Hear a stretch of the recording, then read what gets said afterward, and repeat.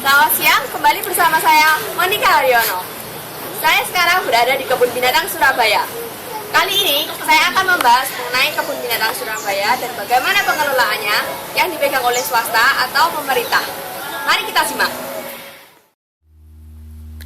Kebun Binatang Surabaya merupakan salah satu objek wisata di Surabaya yang terletak di Jalan Style nomor 1 dan didirikan pada tanggal 31 Agustus 1916. Dulunya, Kebun Binatang Surabaya pernah menjadi kebun binatang terlengkap di Asia Tenggara dengan jumlah spesies 351 spesies satwa yang berjumlah lebih dari 2.806 binatang. Namun, seiring waktu berjalan, prestasi tersebut kian menurun hingga Kebun Binatang Surabaya mendapat julukan Kebun Binatang Maut. Hal tersebut disebabkan banyak hewan yang mati tidak terurus. Saya akan mewawancarai pengunjung yang ada di Kebun Binatang Surabaya. Dengan Bapak Andi. Ya, Bapak. Ya. Pak, menurut Bapak, menurut observasi Bapak, apakah pemerintah sudah maksimal dalam merawat Kebun Binatang Surabaya? Kalau menurut saya, pemerintah pasti ingin maksimal.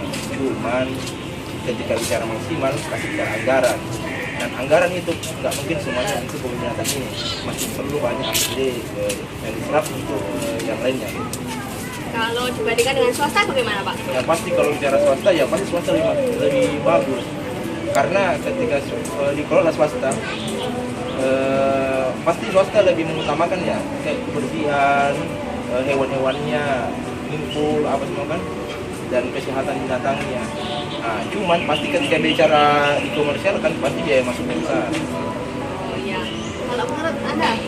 Ya, menurut saya sih itu adalah pemerintah medis ini susah sulit untuk memaksimalkan seperti ini. Contoh misalnya yang kayak ini banyak kurang maksimal seperti ini, ada yang kosong seperti itu. Mungkin juga biaya perawatan catnya mungkin kurang, atau ini ganti-ganti kandangnya mungkin seperti itu. Nah, dibandingkan dengan swasta yang menurut saya tahu itu, kalau swasta otomatis dia lebih maksimal lagi. Karena kenapa? Memang sumber pencaharian untuk lingkup kebun ini, kebun binatang ini mungkin lebih maksimal lagi. Kenapa? Kalau kita berbicara anggaran lebih banyak di anggarannya di swasta. Kan kenapa? Otomatis lah kalau swasta itu lebih besar ininya, biaya masuknya lah mungkin seperti itu, renovasi segala macam lebih bagus lagi menurut saya. Terima kasih ya Pak.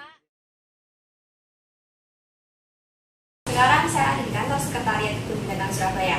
Sekarang saya dengan Ibu Heni. Ya, dengan Ibu Heni. Menurut Ibu, kalau untuk kepengurusan Kebun Binatang Surabaya lebih baik mana menurut pendapat Ibu antara pemerintah atau swasta? Iya, saya menjelaskan sejarahnya dulu bahwa dulu Kebun Binatang Surabaya belum pernah dikelola oleh pemerintah maupun swasta. Kebun Binatang Surabaya ini dikelola oleh perkumpulan. Jadi yang mengelola adalah perkumpulan atau suatu organisasi yang Cinta Akasatwa mendirikan mengelola untuk Kebun Binatang Surabaya. Nah, sekarang dalam perjalanannya Kebun Binatang Surabaya ini dikelola oleh pemerintah kota. Dalam hal ini masih dalam proses transisi. Jadi dalam proses pengambil alihan pengelolaan untuk Kebun Binatang Surabaya. Untuk baik dan bagus dan tidaknya itu pasti ada plus minusnya ya, baik pemerintah maupun swasta. Kalau menurut kami, jika dikelola oleh pemerintah itu mungkin baik, ada sisi positifnya, kita bisa mendapatkan dana dari APBD untuk semua biaya operasional selain kita dari tingkat masuk dibantu oleh dana APBD. Sedangkan minusnya, untuk mendapatkan dana APBD itu kan harus melalui prosedur. Jadi prosedurnya terlalu panjang. Jadi sedangkan kita kebun binatang butuh cepat karena yang kita tangani adalah satwa hidup seperti itu.